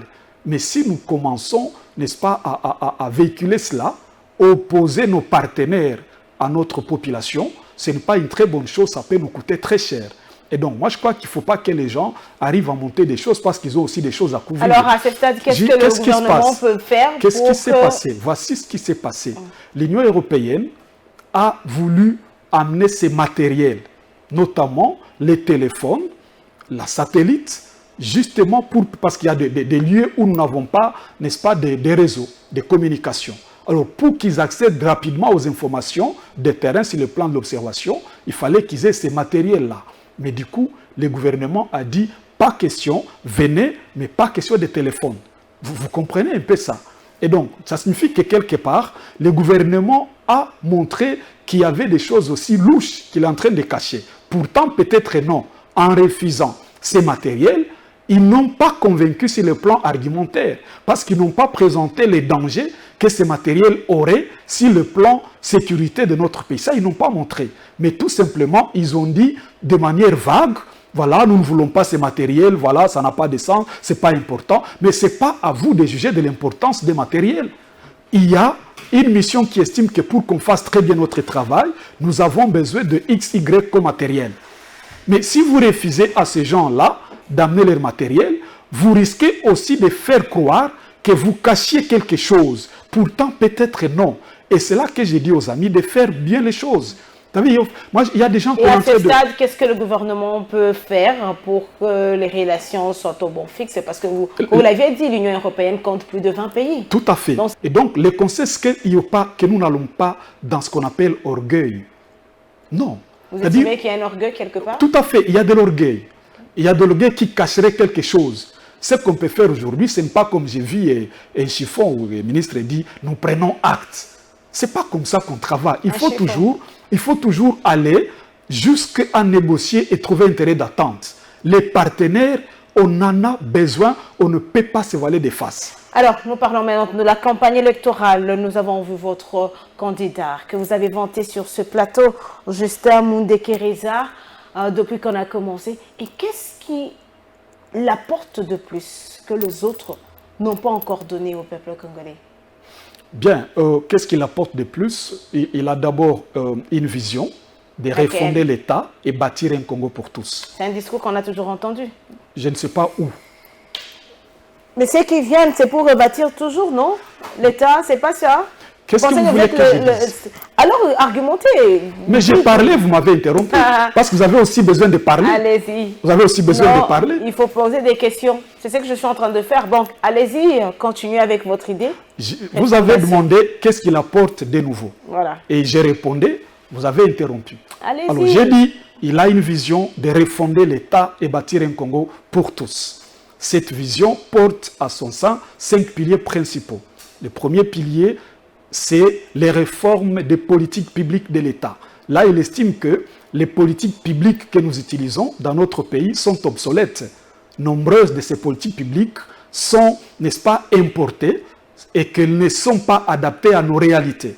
On ne peut pas continuer, n'est-ce pas, dans une colonie démocratisée. Nous sommes dans ce que les colonisateurs nous avaient laissé. Nous sommes dans une colonie démocratisée, constitutionnalisée même, et institutionnalisée. Et lui a découvert cela. Il estime qu'il importe de pouvoir casser tout ça. Et quelque part, il est favorable à la suppression de chambres. Bien évidemment, il propose de supprimer le Parlement. Parce que pour lui, nous n'avons pas encore ce niveau-là de voler au même titre que la France, par exemple, qui a un Parlement bicaméral, mais avec un budget de 300 milliards. Voyez-vous? Mais nous, avant d'avoir un budget de 1 milliard, on avait déjà un Parlement de 2 chambres. Alors, il estime que cette façon de faire, on nous impose des politiques publiques qui pèsent sur nos épaules et qui nous permettent de consommer plus que nous ne récoltions sur le plan de nos recettes. Alors, cela fait que nous avons du mal à investir pour développer notre pays. Parce que pour lui, il ne faut pas qu'on continue à croire qu'on est riche. Il nous dit, en tant qu'expert en gestion de projets, dites à la population congolaise que notre pays est potentiellement riche, mais il n'est pas riche. Ça signifie que pour qu'il soit riche, il faut transformer ses potentialités en richesses réelles. Et pour les transformer, il faut investir de l'argent. Mais décidément, nous sommes au niveau où nos institutions politiques consomment plus qu'elles ne rapportent et ça ne nous permet pas de nous développer. Tenez. Alors. Tenez. Vous avez un Parlement aujourd'hui avec 608 membres, pour ne pas citer les assistants parlementaires, avec chacun $500.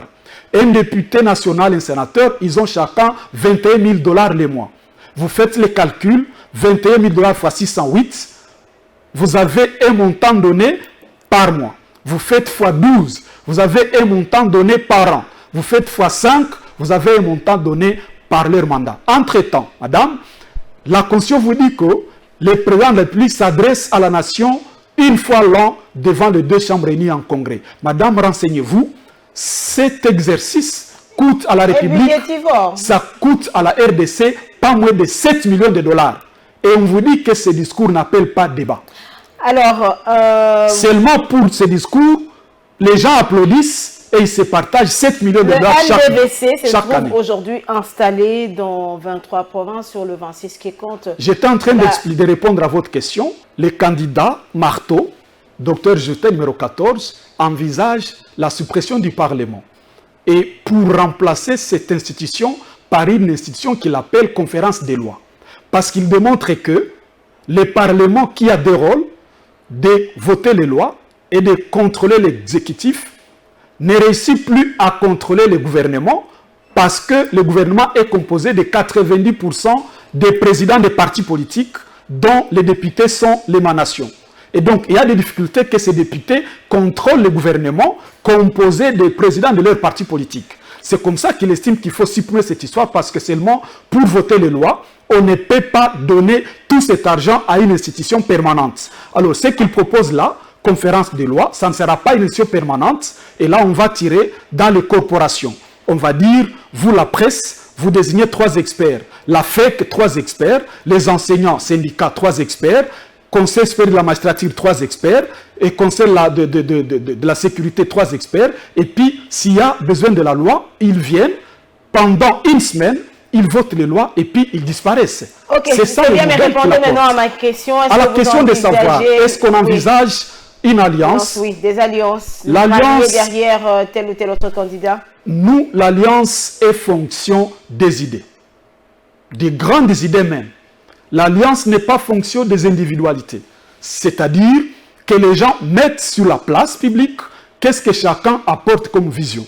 Et en ce moment-là, si les visions se rencontrent, si les projets, les programmes se rencontrent, en ce moment-là, les gens peuvent se dire, comme nous avons les mêmes idées, mettons-nous ensemble. Mais l'on ne peut pas s'allier parce qu'il s'agit de XY. Non. Pour nous, le principe est clair. Nous avons la vision pour ce pays et nous voulons que cette fois-ci, les petits citoyens se retrouvent, qui a été longtemps marginalisé. Un pays qui n'a pas de route, madame, on ne peut pas se partager des millions de dollars comme ça. Plus d'1 milliard, de 2 milliards de dollars sont en train de perdre comme ça. Vous êtes dans 23 provinces sur le 26.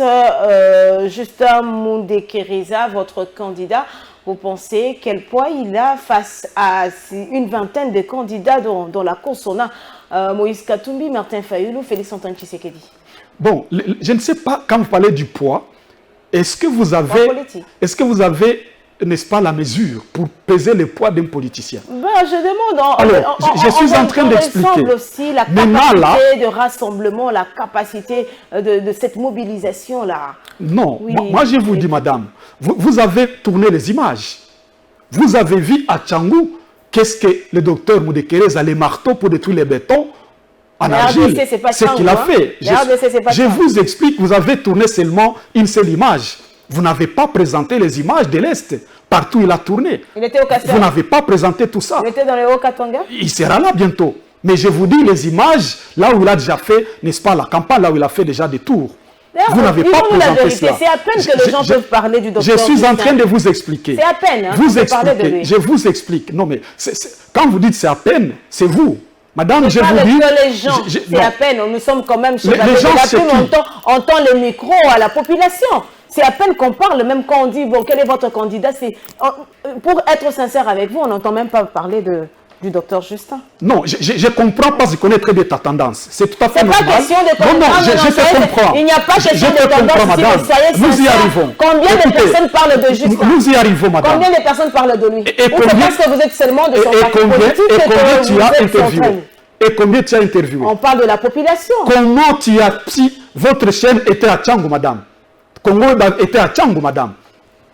Et vous pensez que ce que vous avez trouvé, je vous rappelle. Si vous minimisez Tchangou, ce n'est pas question de minimiser Tchangou. Alors, je vous dis, on parle de la RDC qui a 26 provinces et non pas Tchangou qui est une district. Je vous explique. Si vous voulez tout de suite là, tournez les images de l'Est. Si vous voulez tout de suite là, je vous les donne. Tournez-les ici. Ce n'est pas à l'Est.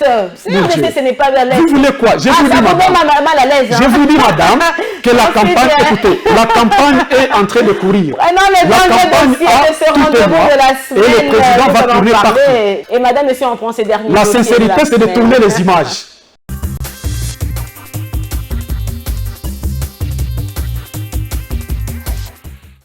À quelques semaines des élections générales au pays, la police est appelée à exercer conformément à sa mission.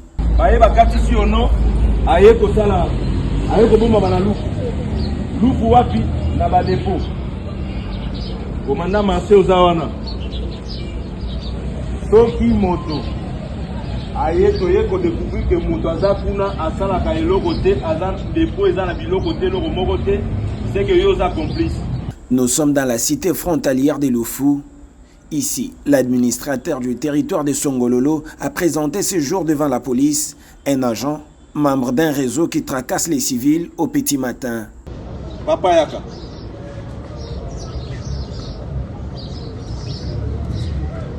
Bomoniye, aza commerçant angolais.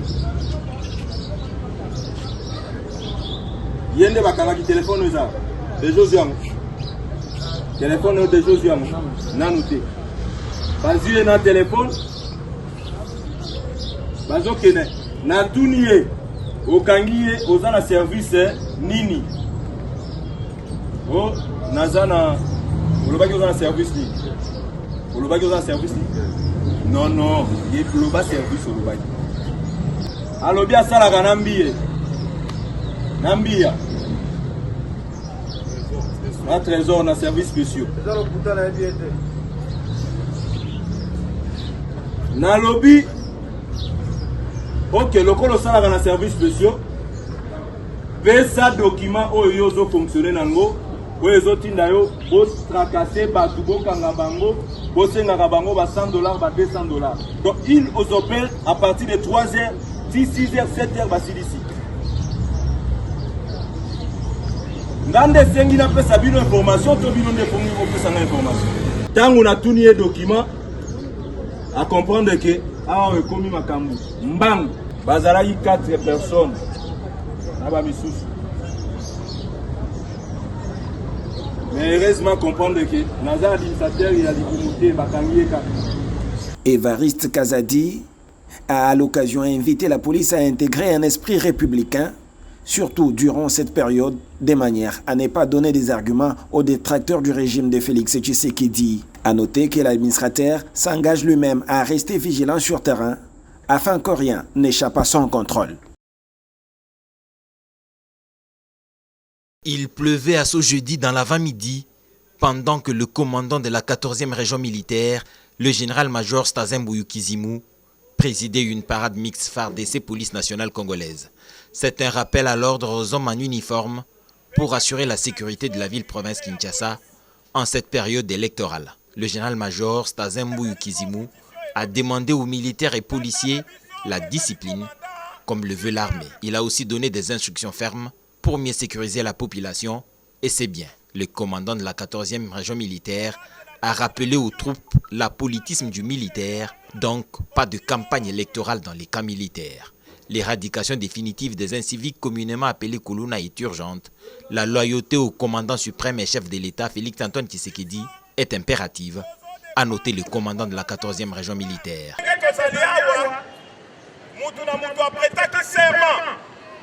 Pour servir sa nation, servir et sécuriser la population et les institutions légalement établies.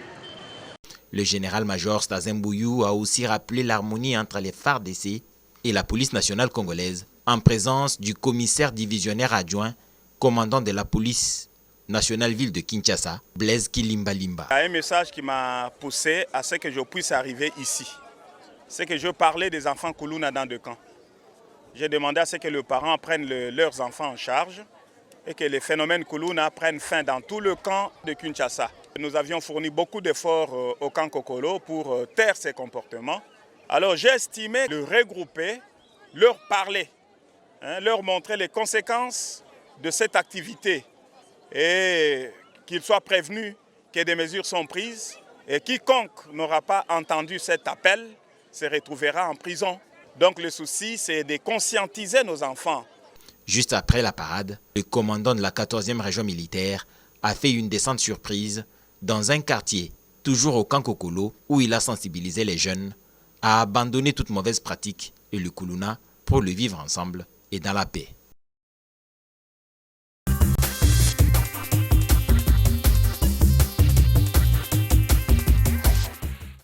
Alors, les allocutions de différents candidats à la présidentielle de décembre 2023, Augustin Bissimois, on a quand même suivi une allocution d'un certain candidat à travers le média qui parle de l'autre candidat, Moïse Katumbi, en le traitant d'un étranger, un mafieux, un illettré qui n'a même pas le niveau pour briguer la magistration suprême. Là, c'est Noël Tchani qui l'a dit. Alors vous, en tant que politique, pour le vrai changement, comment trouvez-vous ces propos? Non, mais c'est de la classe politique que nous voulons renouveler. C'est ça, la classe politique qu'on voulait. Parce qu'au fait, on ne peut pas aujourd'hui commencer à s'insulter au lieu de présenter les idées. Dans la campagne, c'est la présentation des idées. Bien évidemment, nous n'avons pas besoin de nous insulter parce que nous sommes tous Congolais. Si vous estimez qu'il y a des étrangers, comment vous avez accepté leur candidature? Si vous estimez que X n'est pas Congolais, comment il est arrivé à avoir un passeport congolais? C'est-à-dire qu'on doit arrêter les débats des bas étages. Parce que si vous créez un débat dans l'opinion, ça va vous rattraper finalement. Parce que vous êtes par exemple un chef de l'État, vous dites qu'il y a des candidats étrangers, vous dites qu'il y a des Minguna. Minguna Lingala, c'est-à-dire... Là, vous parlez de qui? Tshisekedi qui a dit qu'il y a des étrangers, qu'il y a les candidats des étrangers. Et il vient de dire ici qu'il y a des ennemis, des candidats ennemis de la RDC. Alors, vous êtes chef de l'État, vous êtes censé protéger la République. C'est vous, au fait, qui devez prendre les mesures qui s'imposent pour empêcher que les ennemis, comment les ennemis se retrouvent candidats dans notre pays? Comment les étrangers se retrouvent candidats dans notre pays? Comment les étrangers se retrouvent avec des passeports congolais dans notre pays? Félix Tshisekedi ne parle pas des candidats étrangers, mais parle des candidats de l'étranger. Bon, candidat de l'étranger. C'est ça son discours. Je ne sais pas, moi je n'ai pas fait les Français. Moi j'ai fait les droits, je n'ai pas fait les Français. Mais je sais qu'il a dit, les jours du dépôt de sa candidature, faites attention aux candidats de l'étranger. Des étrangers, oui. Mais il ne parle pas de la personne qui a déposé comme étranger. C'est ce que j'ai dit. C'est ce que j'ai dit. Vous connaissez les ennemis du pays. C'est à vous de sécuriser. C'est un peu comme j'apprends ici qu'il a voulu que l'EAC parte. Mais maintenant, l'EAC ne partira pas. Il a refusé de partir. Ça signifie qu'on a un problème sérieux à gérer. Le président veut faire venir la SADC. La SADC veut que l'EAC parte d'abord. L'EAC dit « je ne pars pas ». Et donc nous avons d'autres problèmes que Tshisekedi nous a créés. Et donc celui-là qui insulte les autres, moi je pense qu'on n'a pas besoin de tels politiciens. Aujourd'hui, le peuple a besoin de vivre en commun. C'est Noël Tchani qui a parlé des mafieux, des illettrés, qui n'ont même pas le niveau dessus de briquet. La magistrature suprême. C'est au peuple d'évaluer, au fait. C'est au peuple d'évaluer et de décider qui il veut qu'il dirige à sa destinée. C'est le peuple. C'est le peuple qui décide. C'est comme ça qu'il y a les élections, au fait. C'est comme ça qu'il y a la campagne. La période de la campagne, c'est une période où chaque candidat présente ses idées à la population. C'est comme ça que votre candidat présente son programme bien pour le vrai évidemment, changement. Intitulé « La revanche de la politique du développement pour tous » chiffré à combien de millions? Sur la politique d'enrichissement de la classe politique, un programme chiffré à 130 millions de dollars. 130 milliards de dollars. L'intitulé du programme. Oui. La revanche de la politique du développement pour tous sur la politique d'enrichissement de la classe politique dirigeante au détriment de tous. C'est un programme tiré de sa vision de refonder l'État et bâtir un Congo pour tous. Donc c'est un peu ça, et ça compte 28 piliers secondaires pour renforcer les 5 piliers, et ceux qui vont évidemment encadrer la charnière de sa gouvernance. Et donc pour nous, nous n'avons jamais parlé d'un individu, nous parlons des idées. Et ici, vous n'avez pas le temps de parler d'individus. Non, ça n'a pas de sens, ce n'est pas de notre niveau. C'est ça le changement. Sinon, que vous voulez ça va contredire notre idéologie et notre dénomination. Nous ne pouvons pas être des élites et commencer à insulter les gens. D'ailleurs, récemment, il a dit qu'on ne peut pas insulter les chefs de l'État parce qu'on n'a pas de président en public. Au stade actuel, on n'en a qu'un seul, c'est Tshisekedi Félix, on n'en a pas deux. Alors, quand vous commencez à l'insulter, mais vous insultez la République parce qu'il est le garant de la nation. Mais tout ce que nous voulons, nous critiquons ces idées de gouvernance.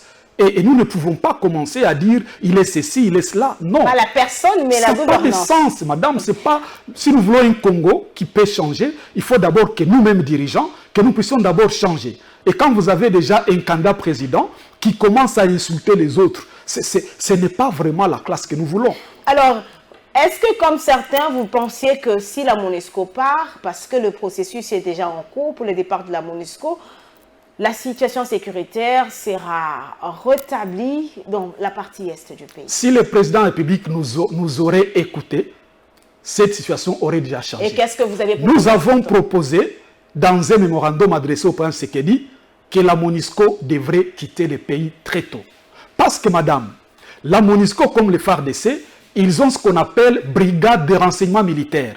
Lorsqu'on parle de groupes armés, quand est-ce qu'on devient groupe armé et comment on est armé? Les armes peuvent venir soit de l'extérieur ou de l'intérieur. À l'intérieur, qui détiennent les armes légalement, c'est la MONUSCO et les FARDC. Et nous avons dit qu'il faut d'abord retirer la MONUSCO dans notre pays pour qu'on se rassure d'abord de comment les choses... Parce qu'avant la MONUSCO, on n'a pas été tué comme on est. Est-ce que vous pensez que pour l'instant, le processus est tard pour vous? Non, il vaut mieux tard que jamais. Mais nous nous posons des questions sur la préparation parce que la MONUSCO part, mais l'EAC reste. Et c'est ça le problème. Qu'est-ce que vous voulez, les MDVC? Bon, nous proposons d'abord, on ne peut pas sous-traiter la sécurité d'un pays.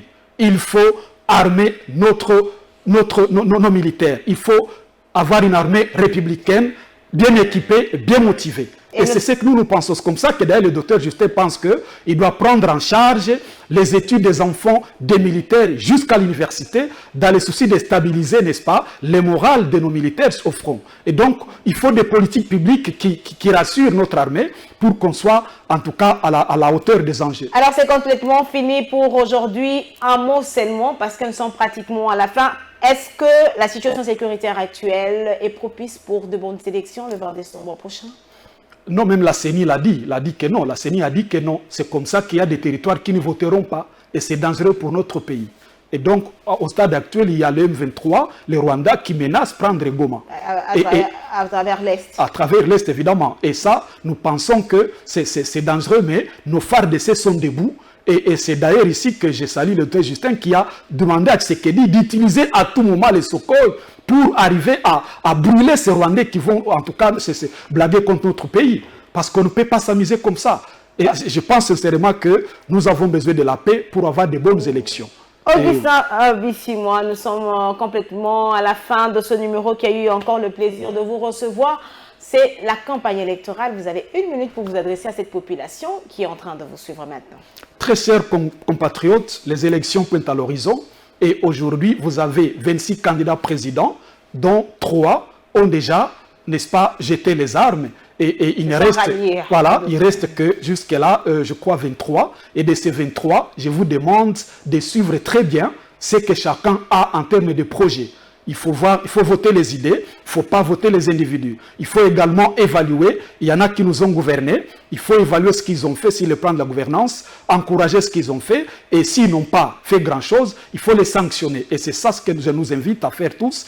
Aussi, je demande à ce que nous puissions mettre en tête que nous n'avons pas 2 pays. On a seulement un seul. Et le docteur Justin Moudekereza, candidat numéro 14, demande à ce que vous lui donniez votre mandat de manière à ce qu'il puisse amener le vrai changement dans notre pays. Aussi, il vous demande de travailler pour la paix dans notre pays et de continuer à vous lever comme un seul homme contre l'agression rwandaise.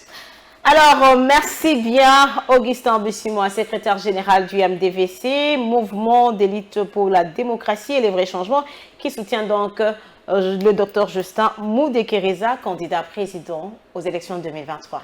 Merci à vous d'avoir accepté notre invitation et d'être passé dans cette émission Info 7. Merci beaucoup, madame, pour l'invitation.